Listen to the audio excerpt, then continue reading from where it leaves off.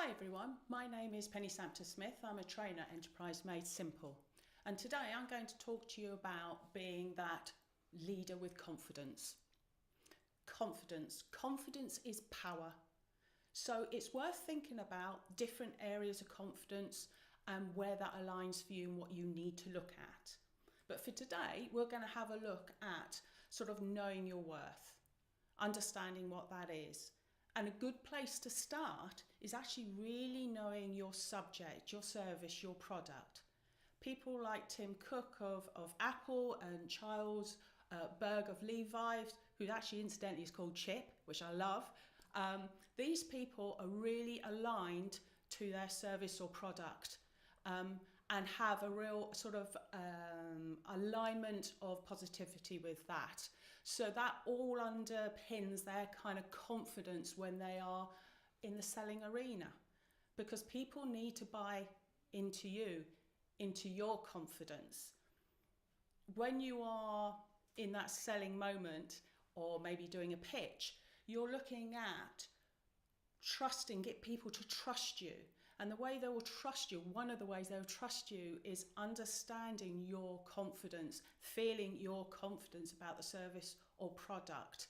That is what you are needing and wanting to put across. I always say with confidence though, it's worth thinking about the particular, alongside that is look at a particular area of confidence that you feel you need to work on. That might be your service or product, it might be your pitch, it might be doing some sort of presentation, it might be networking. So there can be different areas. I would always be really specific because that really helps you to sort of develop that area very cleanly, very quickly and very efficiently. And that in itself will give you confidence. The other thing to think about is don't be afraid about asking questions.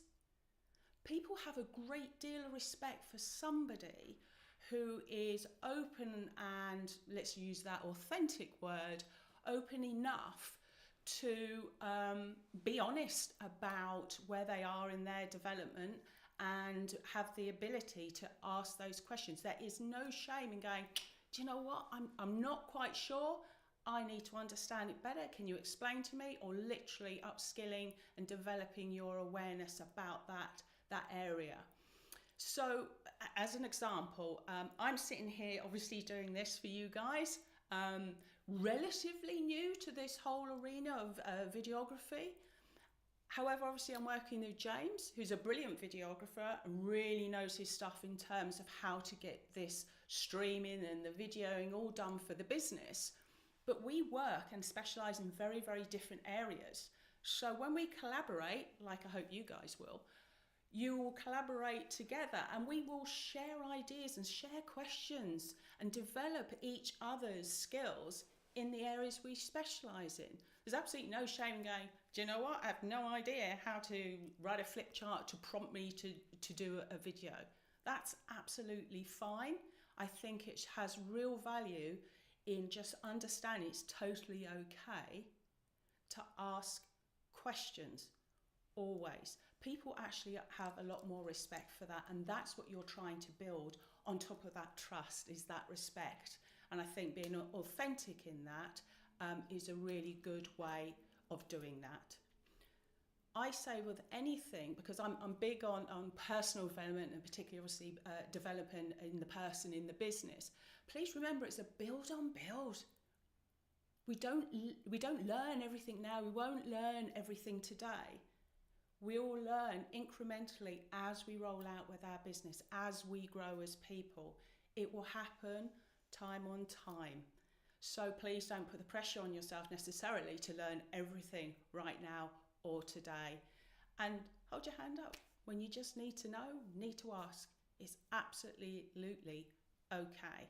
And actually sometimes for you it can be really empowering to sort of shake off that almost pretend somebody sometimes that we feel we need to carry instead of just asking the question. I also do get the concept also of kind of, that pretend confidence that can be really helpful in the moment. So like everything, it's two sides to the coin. You've got to work with whatever's best for you, for sure. And that's also obviously about your sort of continued professional development, that CPD element within you and your business. The next topic I want to talk about is gaining experience. So this can be really helpful in terms of building confidence, is actually gaining the experience alongside the knowledge. Now, obviously, there's different ways of doing that, and it's thinking about kind of what is the best fit for you. Some of us, me in particular, I work very much better hands-on, to sit and actually do the doing, take the action. That works really well for me. It also is aligning yourself and being around people that are of good influence. So it's a bit like you're sort of like a sponge, I guess we use that quite a lot, the analogy that we soak up information and soak up values and beliefs that we draw from others. So what we want to ensure is that the people around us are of the standard and the quality and helpfulness and positivity that enhances us, that helps us build and develop and get the right experience. So it's a bit like what obviously goes into our heads and comes out the front. It's all got to be filtered in, and all the information, whether it's on media, reading a book, talking to people, being around people, being in the right networks, all of these things are going to have an impact on how you are. And so in building your sort of what I would call business attitude, because for me, attitude, the way we go about doing business, is really, really key. I think also when we're able to network with people, particularly if we're looking for leadership roles, we're looking for people that are connected to us in that way. They have that experience in terms of proven leadership. That can be really useful. And they will essentially, if you like, hold the bar high. So you actually develop in the way perceivably you want to. I also think about when we are looking at building our experiences, it's that acknowledgement, again, like the last topic, it is a kind of a build on build. And I actually think about somebody I went to school with. So Kelly Holmes, the Olympic runner, is somebody I actually went to school with and was lucky to do so, obviously. But if we think Kelly Holmes didn't start as an Olympic runner, I know it sounds really obvious, but for me it's kind of an analogy in terms of it is a journey, it's a learning journey. And from the beginning, I can remember Kelly running around the track, the grass track on her own over and over and over again as she built her experience, as she built her sort of self-awareness in terms of how she works physically and how she's going to move on. Kelly surrounded herself with excellent coaches. She had people around her that the influence was right to support her. I believe Kelly was also in the army, and obviously that gave her structure and access to resources and equipment and things she needed, not least for inspiration and knowledge, to help her build up to being an Olympic champion. So for me, it's also about having those aspirations of those people that we hold high, but it's also an acknowledgement that it is a journey. And actually in that journey, we need to surround ourselves with the right people and actually probably be a little bit selective on that. Is thinking about, are these people good for me? Do they add to my day? Okay, so the next subject I wanted to talk to you about is about practicing self-reflection. Now, given my background as a counsellor, I know how difficult this can be. Reflecting on our own practice and how we do things can be really, really tricky. And essentially, what I would say to you, a couple of things. It is really essential in terms of developing as a person, as a leader in business, to be able to self-reflect on how you are in the business, how you process things, how you behave, how you react, how you take challenges on. In doing this, it empowers you almost, I would say, to kind of sometimes plug gaps or simply just recognise the areas where we need to develop, the key areas we need to think about. So, for example, we might go to a meeting and we are looking to secure a contract. And we know, or we think, there's negotiations that are going to go on. And we do the meeting, and essentially we come out, we know the negotiations haven't quite gone as well as they could be. Now, self-reflection is tricky because sometimes you have to go to an uncomfortable place in order to recognise what needs to be changed.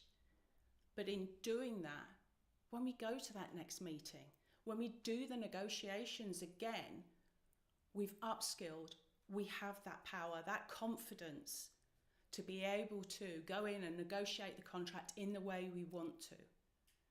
And I think that's really critical in terms of building a best practice attitude, but actually building your confidence, that self-assuredness that we need in business, that is really helpful to carry our business forward. And not only that, obviously how we behave and we deal with things in a meeting. We might have a member of staff with us or a manager, for example, who is with us, can see kind of essentially how you want things to be done. The way you behave and the way you deal with business situations will reflect and obviously be absorbed by the people around you. So you want to be able to do it in the best possible way.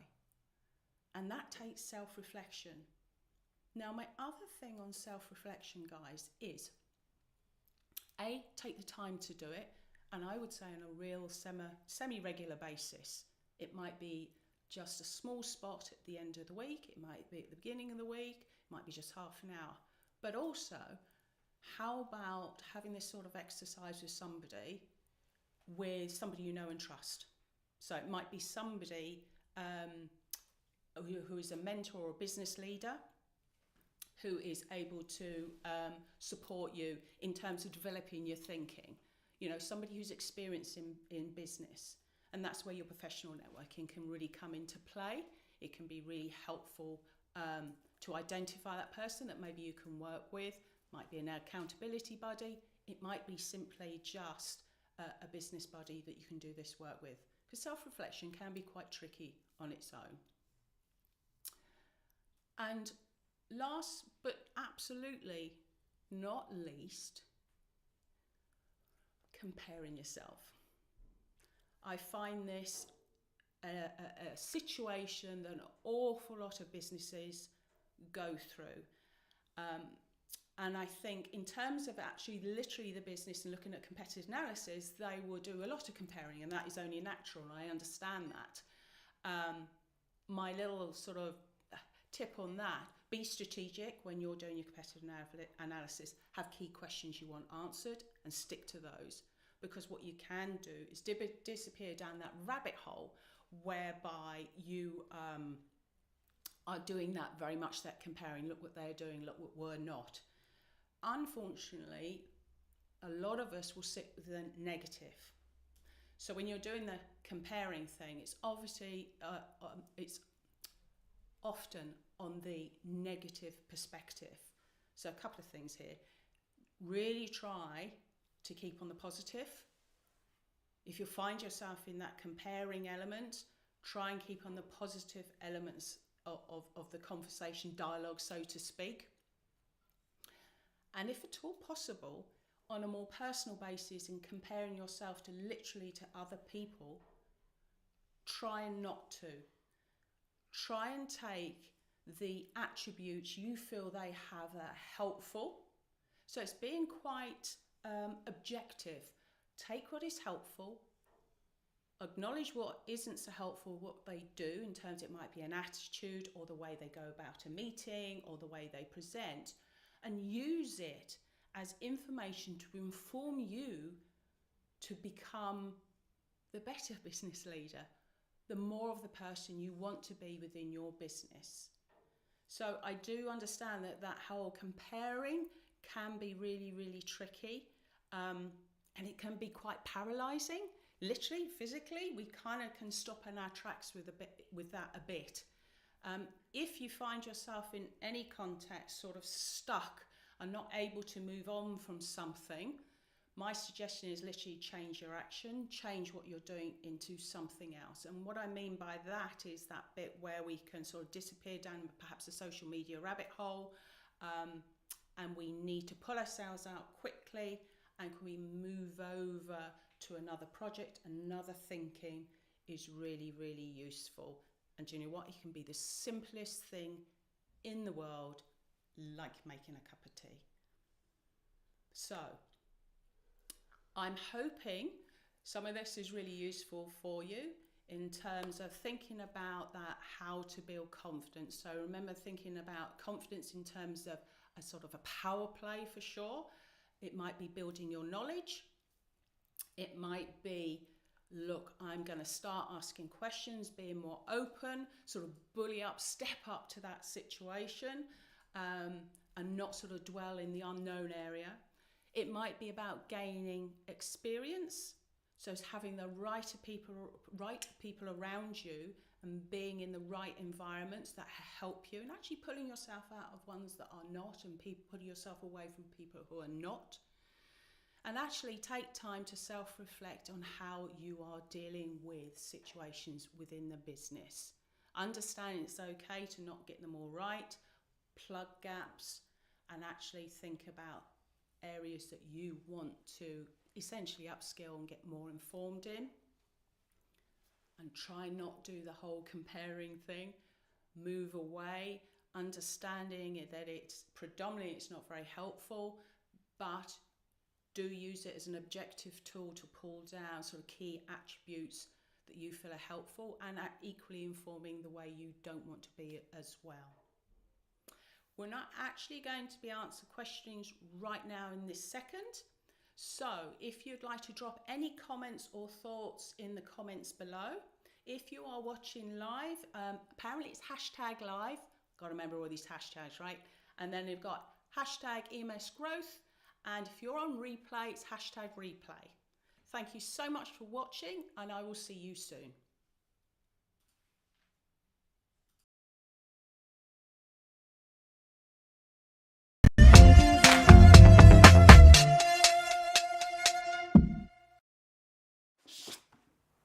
Should I have a budget for marketing? What should it be? How do I know I'm spending too much or not enough? This is a question I get asked all of the time on the courses that I deliver. How much should I be spending for marketing? And there's no right or wrong answer here. There is so much that you can do organically when it comes to marketing. In other words, without having to put your hand in your pocket. There's so much potential using social media, for example, to get leads, to convert those leads into sales. And I'd always be kind of inclined, first and foremost, to see what success you get from doing things organically before actually spending any money. That's another question I get asked all the time. Well, how much should I be spending when it comes to, say, Facebook ads or boosting posts? And that's really up to you. How much budget can you afford to spend?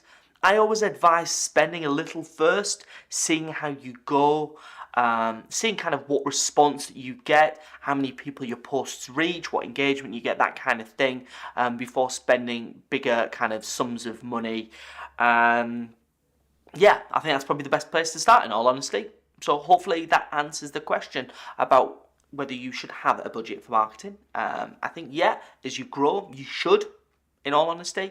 But to start off with, see what you can achieve organically before spending money.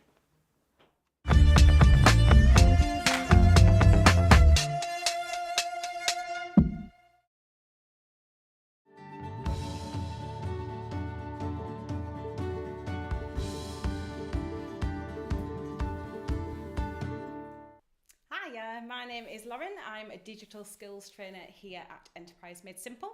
I cover courses such as Level 1 Eureka and our Level 2 course, the digital element for going for growth. And today we are going to be discussing with myself the importance of good marketing. So, good marketing. Marketing being a really, really broad term. We have two main facets of marketing that we essentially cover currently across any business. which would be realistically traditional. So posters, leaflets, I don't know, put your business on a bus, anything you fancy. And then of course, digital. So things like social media, digital marketing across PPC, so pay-per-click advertising, remarketing, blogs. A lot of people don't consider blogs marketing. They absolutely are. So today, because I could talk about marketing till the cows come home, and I don't think you want to be here all day with me, we are going to niche that in and talk about something really specific within marketing. So I'm going to go through essentially within the importance of good marketing. I'm going to talk all today with you all about email marketing.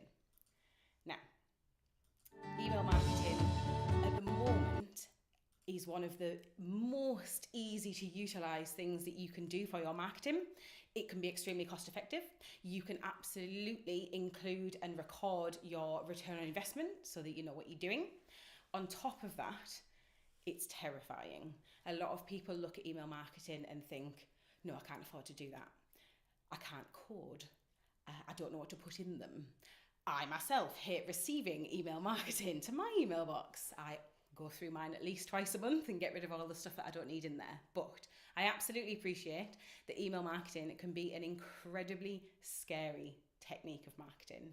However, what we're going to do today is I'm going to break down a singular, when we get it up on our beautiful example, I'm going to break down a singular and really good example of email marketing for you, go through it point by point, discuss, and hopefully by the end, it might be something that you feel a little bit more comfortable doing, because actually there's really not a lot to it.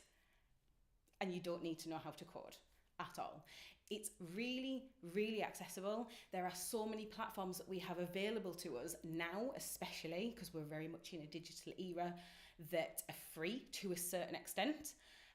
You can essentially, you don't need to learn or know how to code, because we do a beautiful user-friendly drag and drop situation, and all you need to have is potentially your already existing marketing imagery that you've possibly used elsewhere that you can pull into an email marketing campaign and send out to a specific audience or a broad spectrum audience.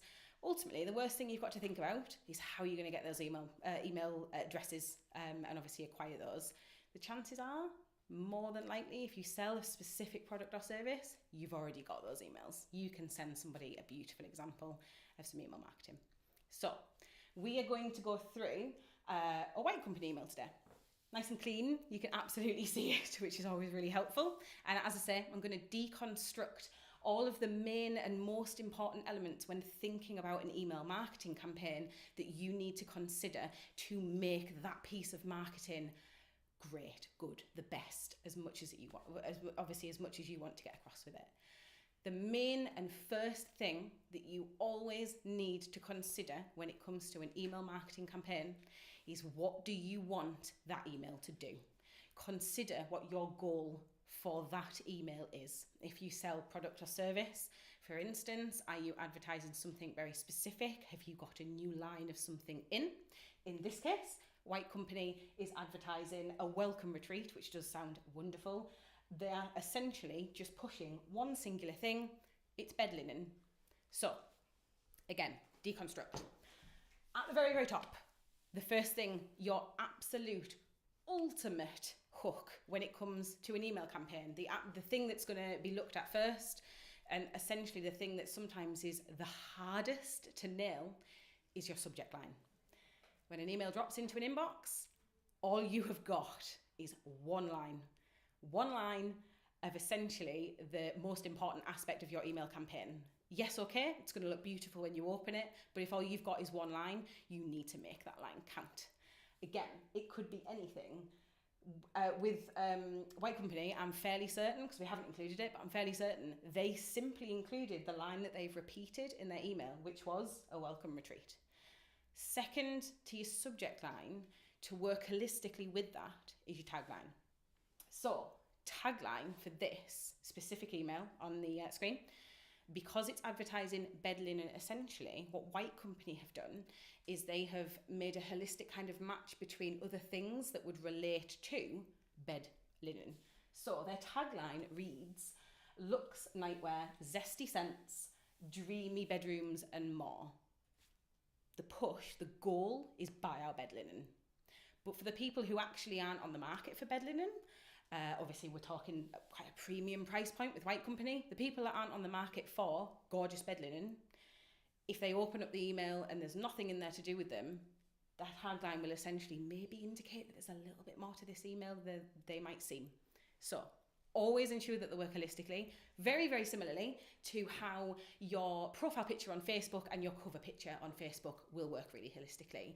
They're not to battle against each other, a tagline and a subject line. They are to essentially accentuate everything and encompass everything that you're focused on for that email. So it goes without saying, please put a logo in there. Not a number one rule at all, but this is still marketing. Yes, it's going to come and be delivered from your wonderful company. People are going to know it's from you because obviously it's been sent and it'll come up with the email, and hopefully within your subject you might well include your business name if you want to, if it works.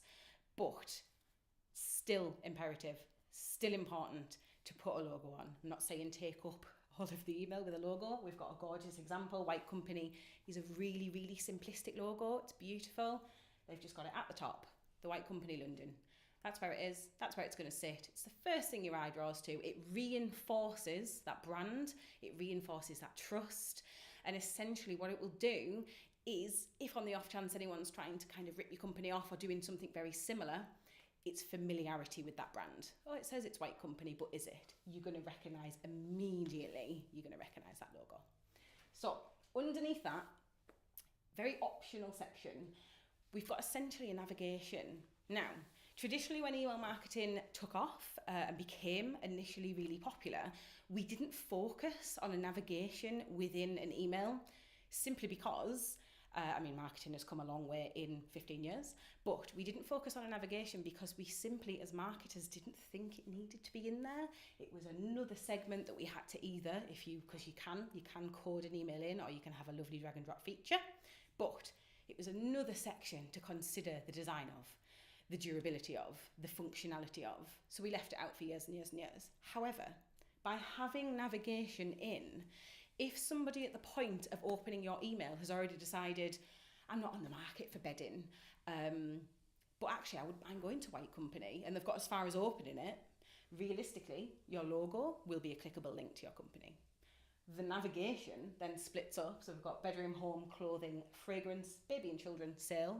It might be that people open your email, they don't even scroll down, they simply click something on the navigation and away they go. Still a conversion. It's still an absolutely fantastic opportunity to convert someone into a customer, even if they've not even got partway down your email. Still gathering that person in, and they're landing on your site, which will also act as a gorgeous hook for anything that you might be selling, even if it's not the overall goal of your email. So underneath that, we of course, in true White Company fashion, have a beautiful, beautiful image. Now, we've talked about a subject line and a tagline being a pull, a hook, something to really pique somebody's attention. But upon opening that email, if you have a wall of text and maybe not a gorgeous image, how are you going to gain someone's attention and hold it? It takes the brain 3.2 seconds to take in an image. If they're already a little bit kind of at the subject and the tagline, you can absolutely guarantee that a gorgeous image, I want to live there, it looks beautiful, but that gorgeous image will absolutely make them stop. Now, at the moment, the title and some of the text is laid over on that image beautifully. So we have on there a welcome retreat, and then there's a call to action, which is shop bed linen. Somebody might land at that specific segment. Yeah, brilliant. That I want my bedroom and my bed to look like that. Click, I'm going off. Perfect. However, some people go beyond that. Quite a lot of marketers choose to incorporate just simply text into an image and not a call to action. There are two main reasons for this. Ultimately, when we've not forgotten, but when we've gotten past the image and the image is kind of taken in, quite a lot of customers in a subconscious setting want a little bit more. So for instance, oh yeah, okay, there's a gorgeous picture of a bed. I would like my bed to look like that. I want my bed to look like that. But underneath that, they might need a little bit more. So quite a lot of marketers now will include a gorgeous, gorgeous image. And what they will do is they will essentially put, for instance, a really quick kind of strapline or tagline or just a phrase, a welcome retreat. They won't include a call to action. They'll put that later on. Underneath at the bottom of here, it's not paragraphs of text. What I wouldn't advise to do is, if we have specific image essentially promoting a gorgeous, gorgeous product or a fantastic service that you offer, in this instance, bed linen from White Company, it might well be that you don't put your call to action in, but they need a little bit more for that picture.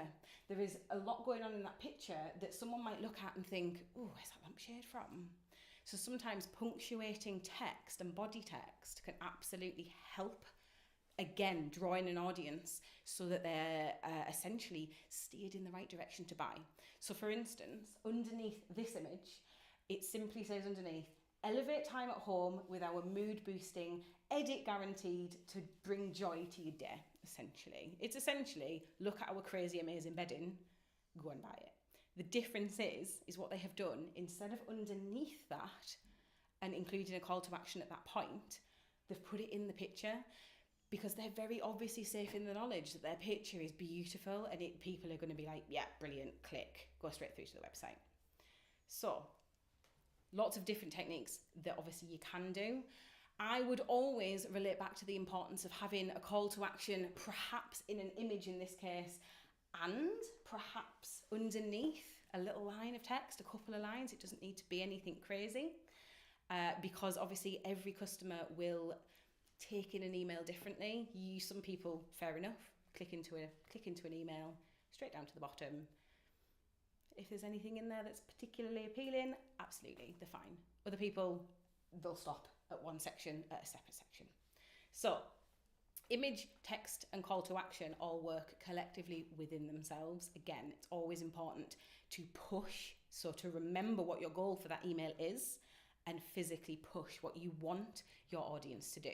White Company want you to buy their bed linen. They've encompassed the three main factors of this email, a little bit of text, call to action, beautiful image, into one specific place. When I opened that email, that's where my screen sat. It didn't disappear in my full screen. I had that. I went on the site and had a look. So, at this point, thinking about the rest of your email, there are lots of different techniques within good email marketing, as there is with good marketing, where quite a lot of brands and companies will simply look into it as that's all we need, because that was our main goal. That was all we wanted to achieve. So what about the customers realistically who you've not achieved that goal with, who've looked, the gorgeous image, I'm not really in the market for bedding.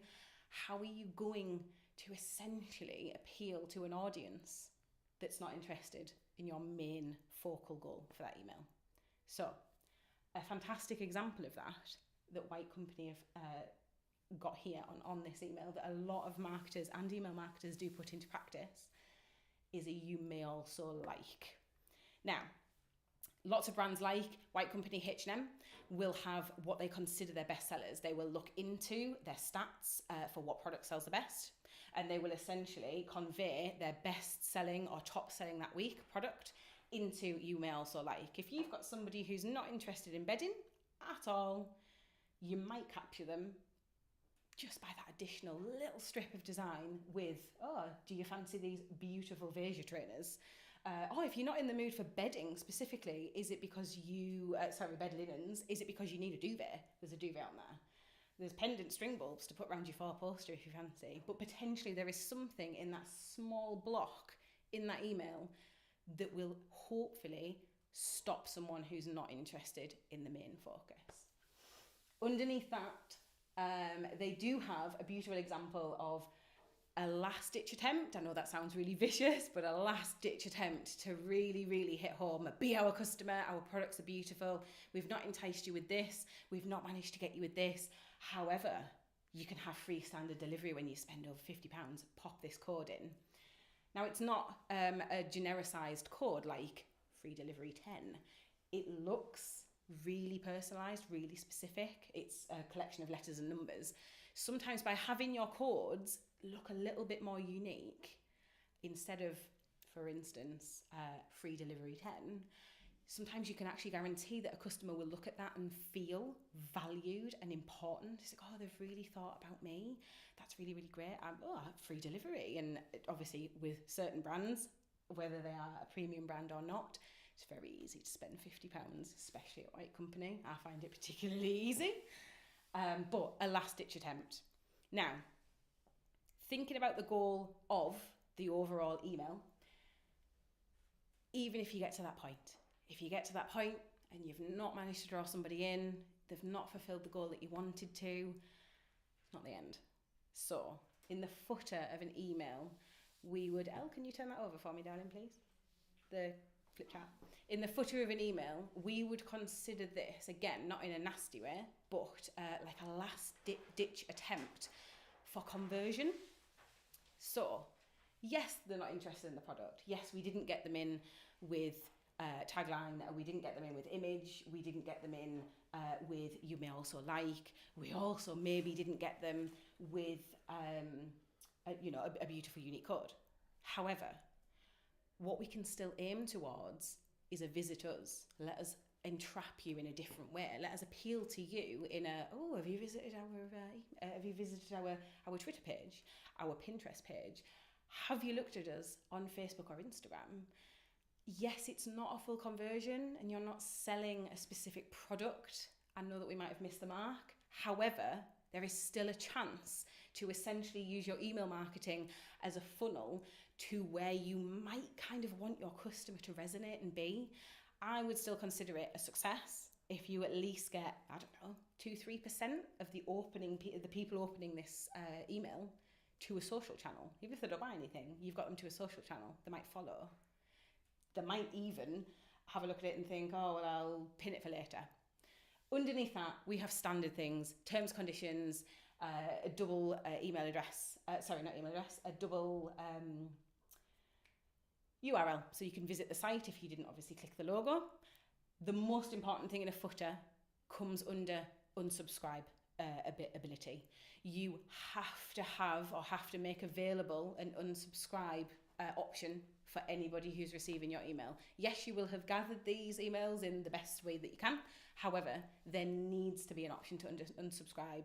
Lots of people forget. MailChimp, for instance, will put it in automatically for you. However, needs to be in. It's important. Don't be frightened by it. I know that having that in there, you kind of think to yourself, oh, but I'm going to have 100 subscribers and 50 are going to unsubscribe. Not always the case. Put that at the bottom of your pile for absolutely things to worry about. So, thinking about all of those factors, does it still look scary?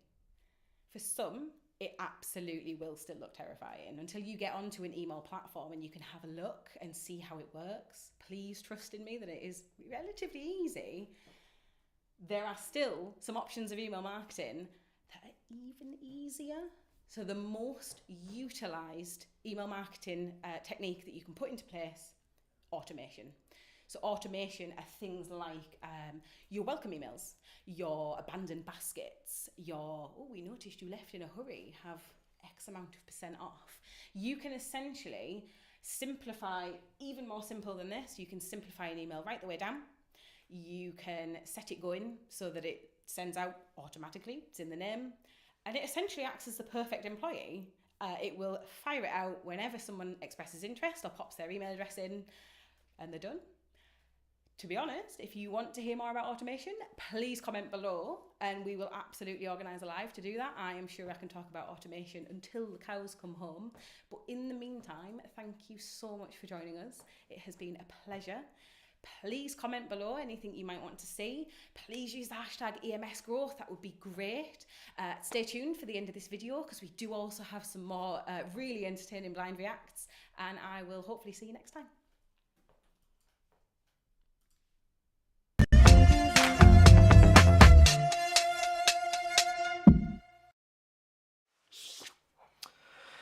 Do I need a new website?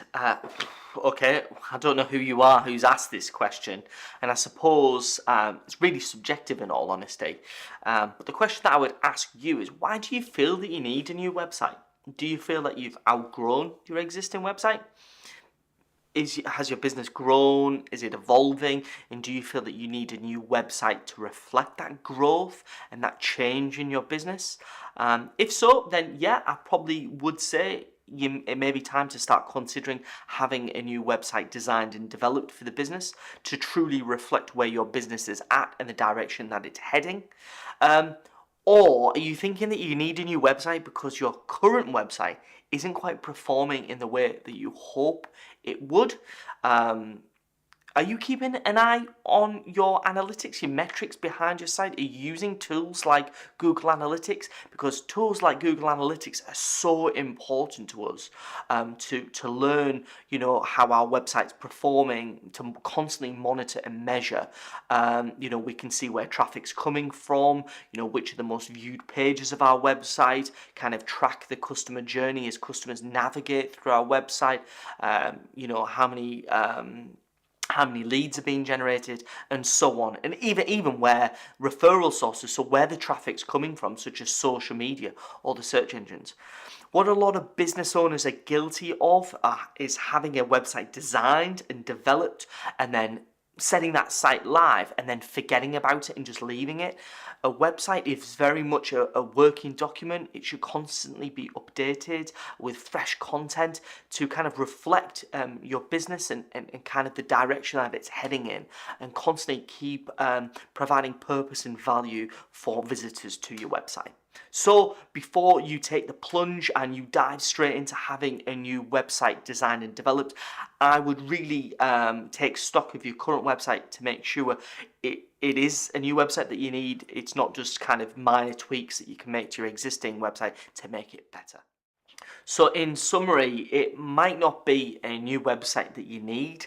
What I'd advise that you do before taking the plunge is kind of doing a bit of a digital health check of your existing website to see where perhaps improvements could be made, little tweaks could perhaps be made to your existing site, and also kind of take into consideration those marketing objectives that you've set yourself for your website, kind of how many visitors on a monthly basis that you kind of were hoping to get, how many kind of those visitors you were hoping would generate in inquiries or leads for your business, that kind of thing.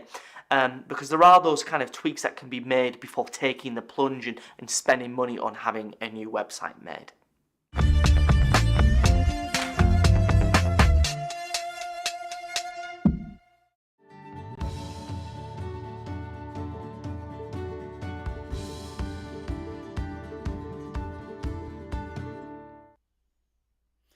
Hi everyone, it's Penny again from EMS Trainer Extraordinaire. I think I'm slightly over again that, but we'll go with that anyway. I'm going to talk to you in this session about being the more productive business owner. So I'm just going to run through a few topics with you which I feel really sort of pertinent and hopefully helpful to you. So the first one for me is about taking action. Now, what I often hear is, it's all very well, but, I get stuck or I get scared or I don't know what I'm doing or, it's all very well, take action. How do I do that? Okay. First thing, breathe. Second thing is, quite often we don't take action because we're a bit petrified about something, so we're a bit fearful. So ideally, what we need to be doing is thinking about taking action, taking that imperfect action that is going to get us results. And then you might go, well, I might get negative results. Then you go, right, okay, that's fine. Because essentially, it's still feedback. If you don't take any action at all, you won't have anything to work with. And it's really kind of working with that, I guess, attitude to push yourself. Because at the end of the day, the only person who take action is you, but it's getting you to understand that the reasons why. So remember, imperfect action is better than no action, okay? Because you'll get results. From results, you then can move on. You can do other things. You can make a difference. You can make changes. You can make it better. You can tweak it. But if we have nothing to work with, we have nothing to move forward with. In terms of taking action, sometimes it's worth thinking about what other people do for sure. So one of my favourites is Mel Robbins. And she developed the 5-4-3-2-1 sort of intervention, if you like. It's not to count up 1, 2, 3, 4, 5. because that gets your brain working in quite a different way. But if you do a countdown, it's not dissimilar to a rocket taking off, which actually is where this sort of whole concept came from in Mel Robbins' mind. She was in a very dark place. She needed to move. She needed to make changes. She did not know what to do, how to do it. But she needed to do something. So she was watching literally a rocket take off on TV, and it just hit her like that. And she developed the whole 5, 4, 3, 2, 1, go. Doesn't matter what it is. Sometimes it's getting your toe bow out of the bed. Sometimes it's going, right, I'm going to this meeting and open the door. And going with intention. Okay? So that's one of the things you can do. The other thing I do, sometimes when the world seems to be kind of coming in a bit close and you feel essentially a bit overwhelmed, you think, oh my Lord, I don't know quite what I'm doing, where I'm going. What is my next action? Your next literal action could well be, let's take the next 30 minutes of my day and let's get that done. So we're not thinking about the whole morning, the whole day, the whole week, whole month, because sometimes that can just stop us in our tracks. Just take the next 30 minutes. Just go, right, what do I need to do? And before you know it, I would suggest after a couple of 30 minutes that you will be up and running, changing, doing, taking action. So those are a couple of interventions that you can use very much in the moment. If you're also, just to backtrack a little bit, if you're also thinking, right, I'm getting stuck, why am I moving forward? Have a look. You might be just scared about something happening. So for example, you might be that posting that particular piece of content that you want to do, but you're a bit scared of putting it out there because somebody might say something that's negative. Remember, that action will get you some sort of rapport, something back. If it's a social media post, it gets you interaction. You will handle whatever will happen for sure. You know your business, you know what you do. You will handle whatever reaction is thrown up, but at least you have something to work for and work with, sorry. Okay, so my next thing is also simply to schedule. Now, I know I work with a lot of creative businesses, right? And so scheduling and within an inch of their life is not a thing. But you know what? Scheduling part of your day, part of your week can be highly, highly effective. It keeps you focused, it keeps you on point. It helps you not to get overwhelmed. So what I mean by that is you might have, I don't know, half a dozen tasks that you need to get done. Some of them are your favourite, some of them not so much. Some of them you might even need to delegate.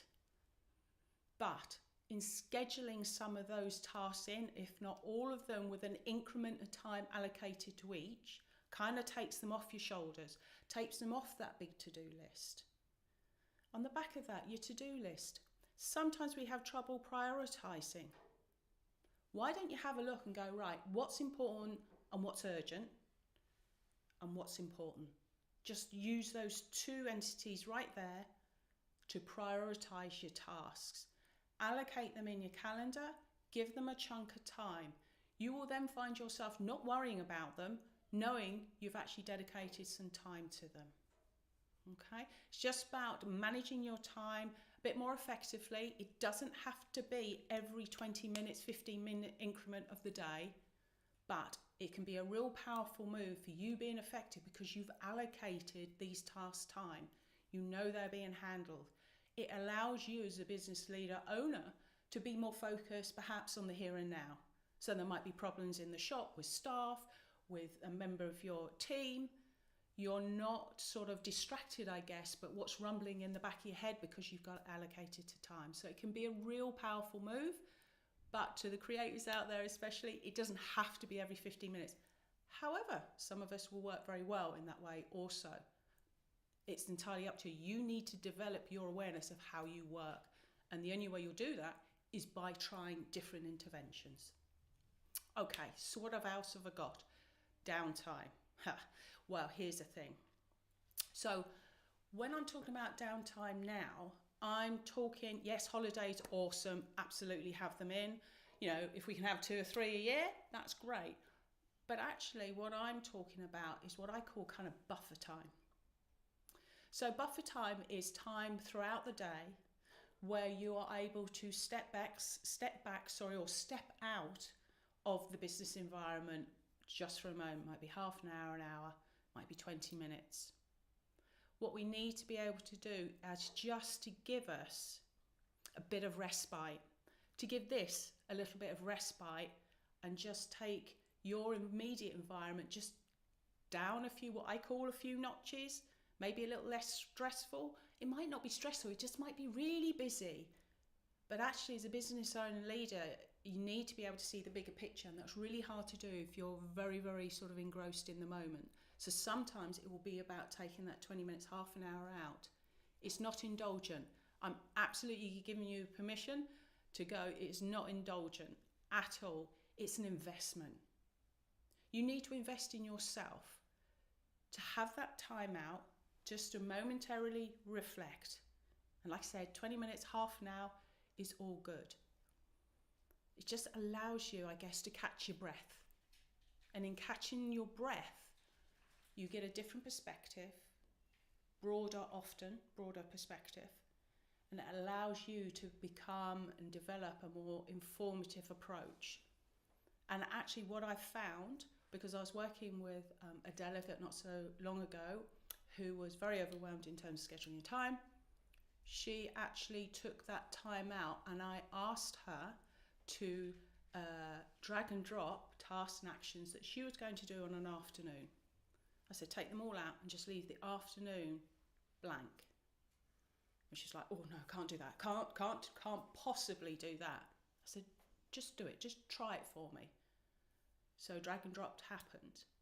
And I actually watched this person's face as she gave herself an afternoon of receivable freedom, draw breath space that's not indulgent, just to step out and away from the business for a moment.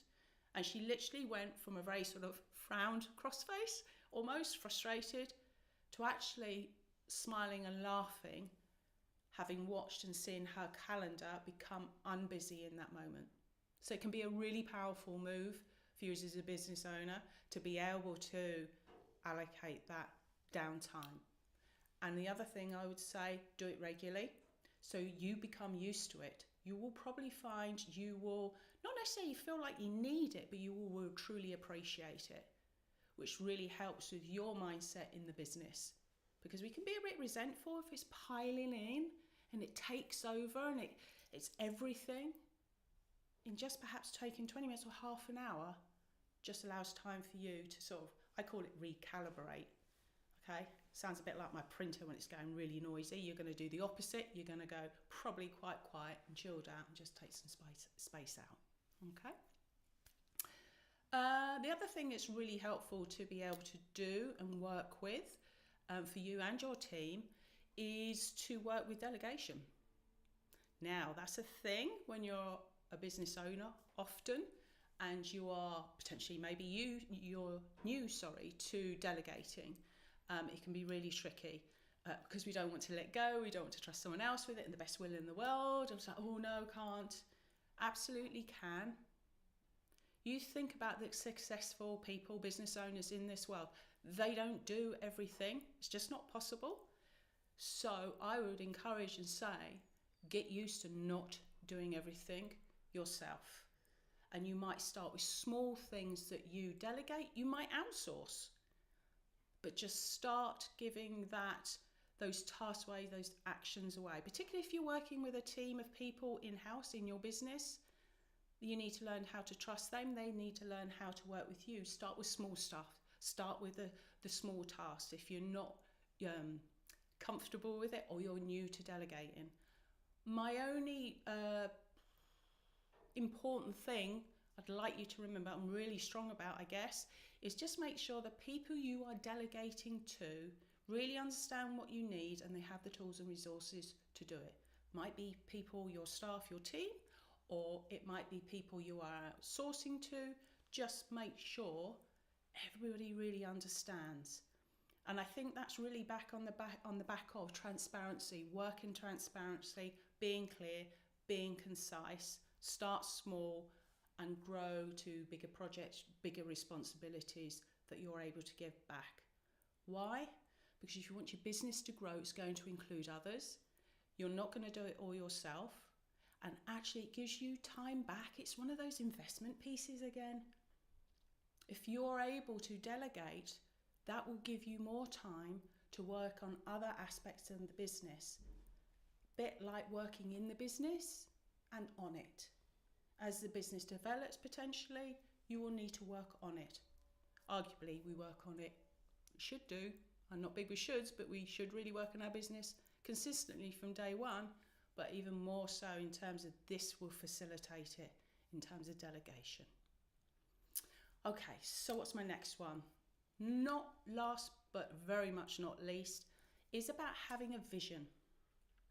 Now, a lot of people tend to perceive these, maybe it's a little bit waffy, or don't really need one of those. Absolutely need one of these. Have a vision for your business. It can change, but the reason, well, there's many reasons I guess we have a vision, but the reason it is good to have a vision that helps you to be a more productive business owner is that every time you have a new project, a new idea, you want to grow, you simply ask the question, does this buy in, enforce my vision? Is this going to grow my business? Is it going to give me the business, what the business needs? It kind of gets you to do that focus thing. So when we kind of maybe, and it's not unhealthy at all, but we can go off on a tangent. Oh, that's good. I tend to use the word sparkly a lot. And we kind of go off and off different directions. There's nothing wrong with that. But at some point, we need to ground ourselves with what are we trying to achieve here? So it allows you as a business owner to come back and have that focus. It also tells the world, essentially, what you're trying to do. It might look quite an audacious vision. That's okay. But if you've got it on your website, you've got it on your bios, on your social media threads, it helps your consistency as well in terms of branding and putting out content. It's all going to be relatable, essentially, to the same pot. So your audiences are clear. It can be used very much in terms of staff within the business or outsourcing people as well. So you've got that whole approach of this is what I'm trying to achieve, and it's really clear for everybody. Sometimes other people outside the business are able to give you a completely different perspective, purely because they understand where you want to take the business, and they understand that because you have created a vision. So it has many sort of positives in terms of creating sort of future for the business. And the other thing with visions, guys, particularly if you use a vision board, so that's when you use images. So for example, I have at home a photo frame, so one of those multiple ones. And in each frame has an image that represents part of my vision for my future. A nice villa in Spain, or a chalet in Sweden, or whatever it might be. Because there's a process to creating a vision board, you get emotionally involved. So what I always do when I'm creating vision boards with people and helping them to develop this aspect of the business, I get them to work with images because it provokes an emotional reaction. Why do we need to bother with that? Because it's emotions that will drive our business, drive us as individuals, that will get us more sales, create more growth in the business, because we're emotionally involved. So the vision board helps to create that, create those emotive responses, and you buy in even more. So it has a many sort of prong approach, and that's just some of them in terms of creating a vision. Well, I hope this has been useful for you and interesting. I've really enjoyed bringing this to you today. Like as per usual, if you would like to leave your thoughts or questions in the bottom in the comments below, please use hashtag EMS growth, hashtag live or hashtag replay, depending what you've done. That will be great. Did you know we've launched a new course called The Design Factory? You will learn practical techniques to use on your website to convert more visitors into customers. Head to enterprisemadesimple.co.uk/design-factory to find out more.